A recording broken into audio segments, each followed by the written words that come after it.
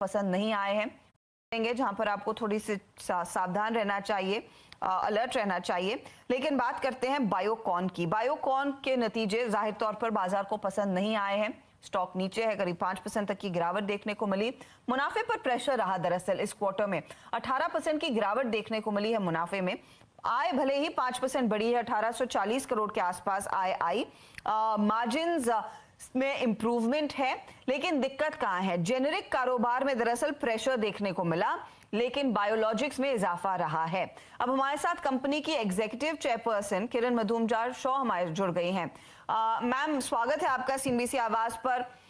Markets in fact thumbs down दे रहे हैं numbers पर।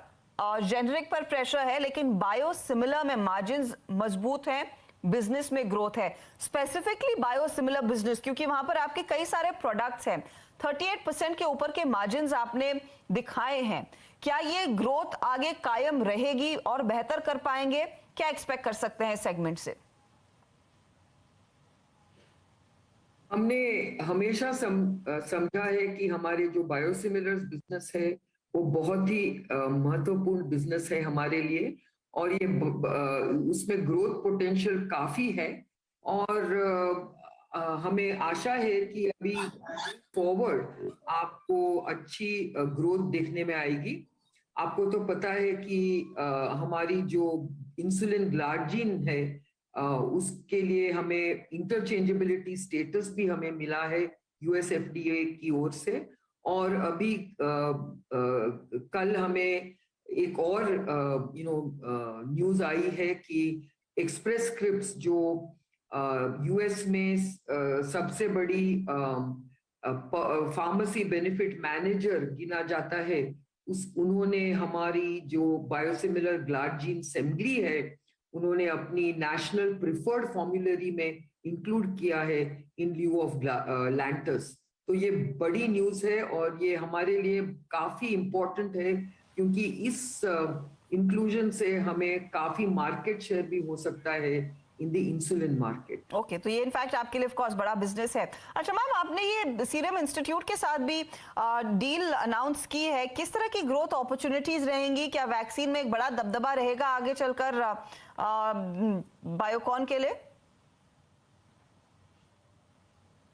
तो ये अलायंस जो हमने अनाउंस की है सीरम इंस्टीट्यूट के साथ, it is a asset light early access into vaccines model.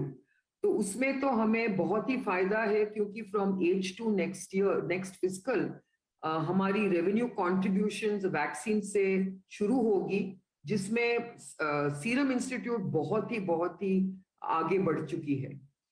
आइंदा हमने दो पार्टनर्स ने हमें अग्री किया है कि हम जॉइंट रिसर्च करके नेक्स्ट जनरेशन वैक्सीन्स भी डेवलप करेंगे।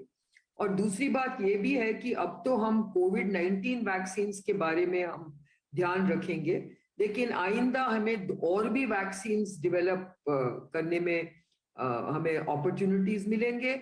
और जैसे कि डेंगी, जैसे कि और भी मलेरिया और मस्कीटो बॉर्न वायरसेस की डिजीजेस जो हमें चैलेंज कर रही हैं, वो वैक्सीन्स भी हमें मार्केट करने में आएगा। लेकिन for the next foreseeable future तो ऐसा लग रहा है कि कोविड-19 वैक्सीन से ही काफी हमें फायदा होगा।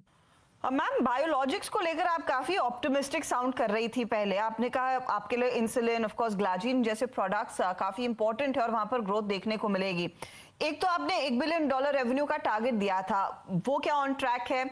उस पर क्या विजिबिलिटी बन रही है? एंड गोइंग फॉरवर्ड, क्या आप बायोलॉजिक्स के लिए एक अलग आईपीओ और उसे डीमर्ज करने का प्लान बना रहे हैं?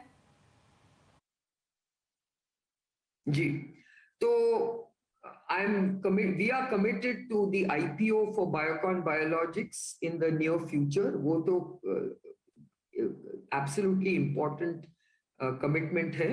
उसके अलावा हम ये भी समझते हैं कि हमारे जो $1 बिलियन टारगेट जो हमने किए थे, of course it won't happen in FY22, but we believe with all the new business opportunities, including the new serum business, हमें आशा है कि we will hit that target sooner than later.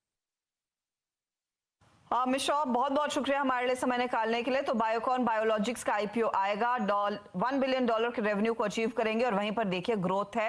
इनका generic business UK और US जैसे markets में थोड़ा सा लेकिन सफर कर रहा है। हालांकि स्टॉक 6% नीचे है आज। फेडरल बैंक के नंबर्स पर हमारी नजर गई थी ब्रेक से पहले, नतीजे अच्छे हैं और स्टॉक में भी निचले लेवल से रिकवरी आ रही है। देखिए डे लो से यहाँ पर करीब करीब 2.5% तक का इजाफा देखने को मिला। कहाँ था स्टॉक और कहाँ पर रिकवरी देखने को मिली है। अब पॉजिटिव टेरिटरी में अगर आए तो गाबा साहब से फिर रिविजिट करेंगे उस कॉल को जो 100 का टारगेट इन्होंने कल ही दिया था। वैसे वक्त हो रहा है एक ब्रेक का, लेकिन मैं आपको बता दूं कि मनी कंट्रोल प्रो ने 4 लाख एक्टिव और पेड सब्सक्राइबर्स के माइलस्टोन को